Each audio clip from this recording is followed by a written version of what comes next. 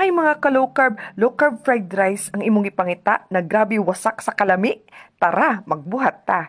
2 eggs, ato lang na siyang scrambled. Pagkahuman, ang ato na siyang iset aside.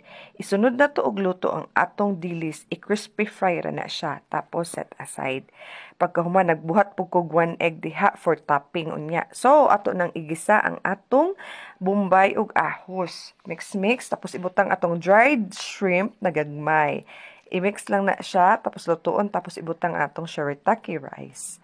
So, butang ng itlog, ibutang ang dilis, mix. Pagkahuman na, butangan og cocoa aminos 1 spoon, 1 spoon pod na patis. Mix na ato siya, tapos ibutang ang atong kangkong. Yes, i-mix until maluto ang kangkong, nag-add po kog additional 2 spoons na patis diha. Black pepper, tapos gisa-gisa. Tapos nagbutang ko garlic na og onion, toasted na siya guys, pero optional ra na siya. Nag-add po ko gamay na cayenne pepper diha para na siya halang-halang gamay ba. So mix until maluto. Og naluto na gyud ang atong low carb fried rice. Tapos na itlog sa taas. Grabe kalami. Makaingon gyud ka na yes, craving satisfied.